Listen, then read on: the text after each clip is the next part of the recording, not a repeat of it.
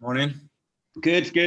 First of all, team news. I know that you'll have had people coming back from international duty. Just the early situation as you see it in terms of your players. Well, there is still a lot that I haven't seen yet. We will see them this afternoon and assess the squad tomorrow, see how everybody's feeling and make some decisions. But so far, no big news. So no major concerns that you're aware of before they come back to be assessed? Not yet, no. And what about Bukayo? What's the latest with him? Well, he hasn't trained with the team yet. He's been doing some individual work. We have to pull him off of the England squad, unfortunately. But he's feeling better, but he hasn't trained with the team yet. The international break, given the hectic schedule, gives you maybe a bit of time to assess how things have been going. Have you had a chance to have a look at what's been going well and maybe what's been going not so well? Yes, obviously we analyze periods during the season, and we've done that because we had some time to think, reflect, and see a lot of things that we are doing, and as well the direction we want to take for the future, of course. And I know that you said that you can't have two faces. I think that was referring to the defensive side of the game against West Ham. What are the main areas that you need to rectify at the back to improve that record? What have you identified? One of them was related as well to the attention focus that you need during the whole game. And for example, the way we concede the second goal when we turn our backs in a free kick close to our box is something that we cannot do because it just gives a goal to the opponent. And there's the other phase that we really like, the way the team played, the way the team reacted, the characters that we showed, and the quality that we provide on the day as well to come back against a really good opponent from 3 goals behind. West Ham punished you for your defensive errors and lapses, and you certainly can't afford to be like that against Liverpool, who, despite their struggles this season, are still very potent going forwards, aren't they? Absolutely. You know, against these type of teams and the quality that they have, they're going to punish you for every error that you do. Even when you don't make errors and you do everything perfect, they're still able to break your lines, to create an individual action to score a goal. So obviously there is a team that nothing has to be given to them. And given how far ahead of everyone Liverpool were last season, given that the gap between you two at the moment isn't that big, do you take something from that? The fact that, you know, you're not that far away from the team that were runaway champions? I prefer to look at ourselves. What they've done in recent years has been incredible. Obviously, the competition that they were facing with Manchester City has made both teams better. I think they've been pushing each other to a different level that probably we haven't seen in the Premier League. And that's the level that we have to reach to compete with them. This season is so different, so particular. They had as well a lot of issues internally with a lot of big injuries. But it's still amazing what they've done. Thank you, Mikel. Thank you. Thanks, Mark. We'll move to Roger Clark from Sky Sports. Hi, Mikel. Good to see you. First of all, just picking up on what Mark was asking about the team news there. Is any news on Emile Smith-Rowe? Didn't play in the under-21 match, is he? No, he has some discomfort in his hip, and that's why they decided to keep him out. But I don't know. We will see today how he comes, speak with the doctors and the physios, and see if he's available for training tomorrow. In terms of the game at the weekend, and then looking ahead, you have Slavia Prague in the Europa League coming up after that. Given where you are in the league and your chances in Europe and so on, does the Slavia Prague game almost take priority over Liverpool? For me, the priority is Liverpool. We know that if we want to climb on the table and have a chance to be in Europe next season through the Premier League, we need some consistent now in the last 9 games. We need to get a run of winning matches, and the only way to do it is starting against Liverpool. We don't have any margin, and we have to win the game. Just looking at the Liverpool side, I know you talked about how potent they are, and you played them a couple of times earlier in the season in the league and in the cup as well. What do you put down? What do you put their problems down to? That what's happened between then, when they were still looking like a very potent side, and now when they seem to be having all sorts of problems? I don't know. I know they want to analyze what is going wrong for them. I can't talk about what they've done and what they are still producing. I've seen a lot of games, and the stats will support that. They are, if not the best, the second teams in almost every department that us like coaches have to analyze. But then this is football, and the ball has to be in that net. The final action has to provide a moment to win a football match, and then you have some individuals that dictates as well the quality of your team, and sometimes you cannot predict those things. So I think it's a lot of things.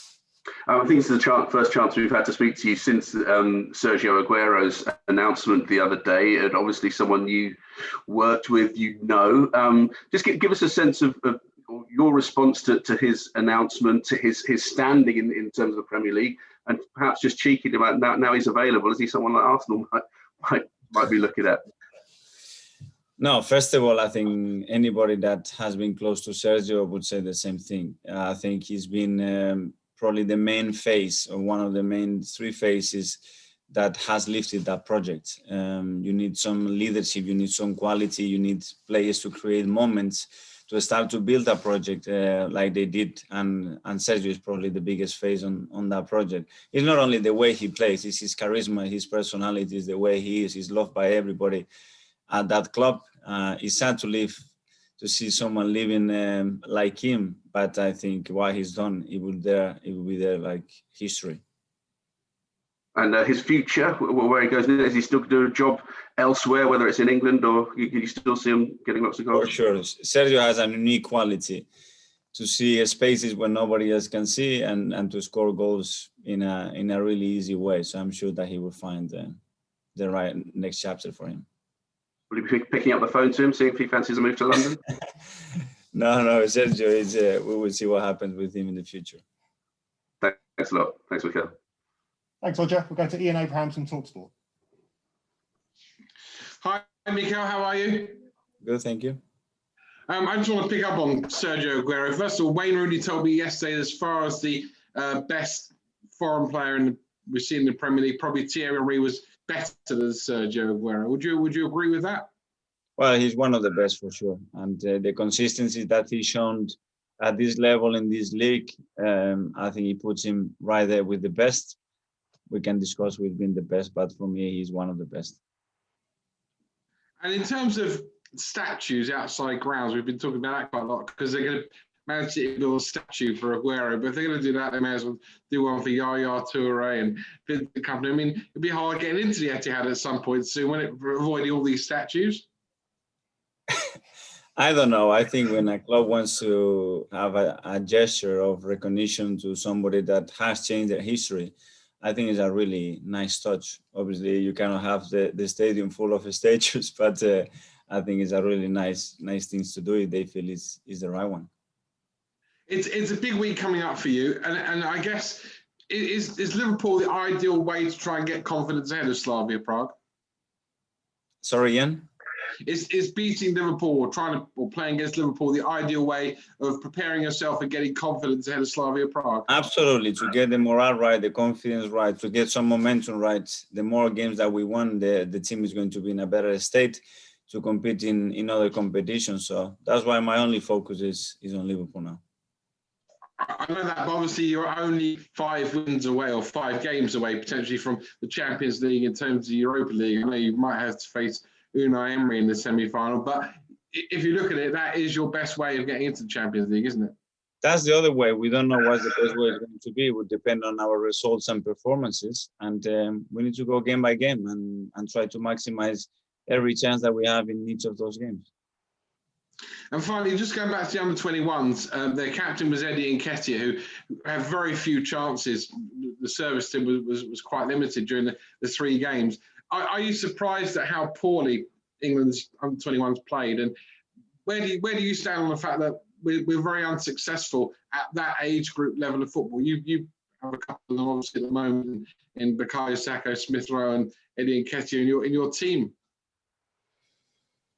No, but I think as well, where the focus is at that age is in development. Of course, they need results, but it's true that as well, I think that under-20 has fit tremendously well the first England squad, and that's going to reflect on some players needed time as well to adapt to that environment, to start to compete the right way, like other players that they were there a few months ago were doing, and the coach has to get everything right there, and that takes time. But I'm not worried about that. I think the way England is evolving as a nation in football and how much they have progressed over the years, I think it's remarkable. Brilliant stuff. Good luck this weekend, Mikel. Thank you. Thanks, Ian. We'll go to Mark Manbryan from PA. Morning, Mikel. Hey, Mark. The way you won this fixture last year at home to Liverpool was with a lot less possession and playing that kind of football that you seem to adopt when you first came in. Are you now confident you can look to play your own way against them this time around? I think the game will dictate that. Sometimes you have to adapt to the opponent because they're just better than you. And sometimes you can make the opponent adapt. We will see, depending on what they do, what we are able to do as well. But obviously the intention and the game we want to propose is different to the one that we played that year. But obviously when you play against top quality side, sometimes you have to be able to adapt your game as well to get the results that you need. Being able to play your own game would be a way of showing your progression almost, which is, I suppose, something Jurgen Klopp has done at Liverpool. He had those first few years building a team that he then went on to win the Champions League and Premier League with.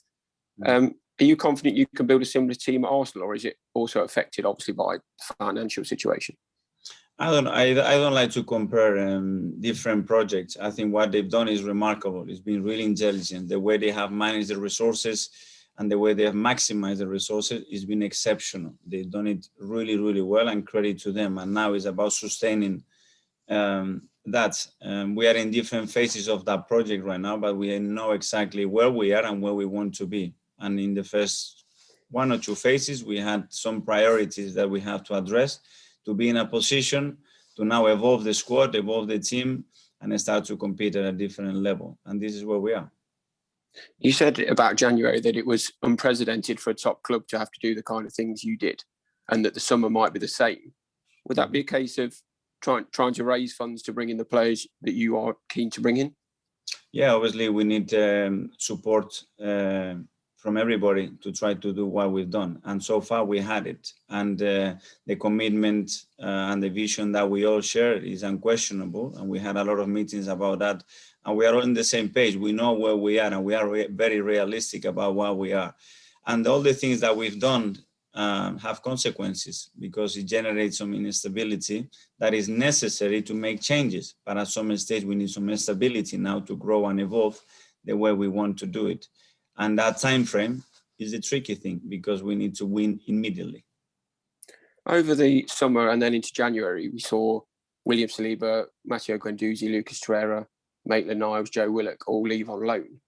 Are they players that you all intend to bring back and will be given a chance in pre-season, or will some of them be sold on, do you think?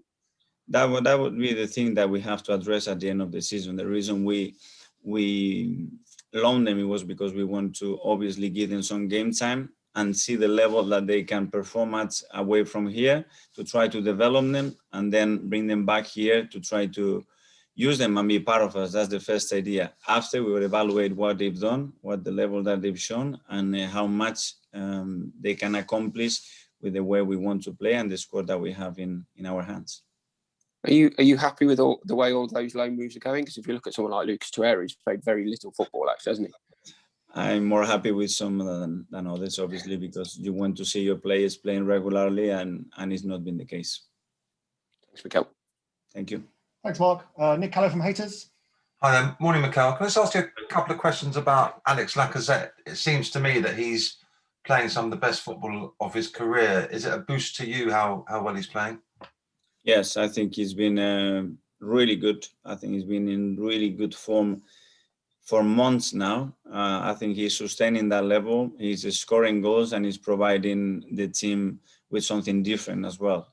His work rate has been phenomenal, and it's what we want. We need those type of players hitting the best level when we want to have the chance to do that, because over the course of the season, we have been missing goals. We have been missing that creativity in the final thirds, and we need those players to step in and make the difference for the team. And a couple of things I noticed during the international break about him was, one, that you had him still training. There's some great pictures of him and Oba training together. That must have been a benefit. But also at the same time, people start speculating about his future. Seville, Roma, other clubs thinking maybe we can buy him because his contract's running down. I'm always happy when people talks about our players and speculating. That means that they are doing well and they are getting attention from other clubs.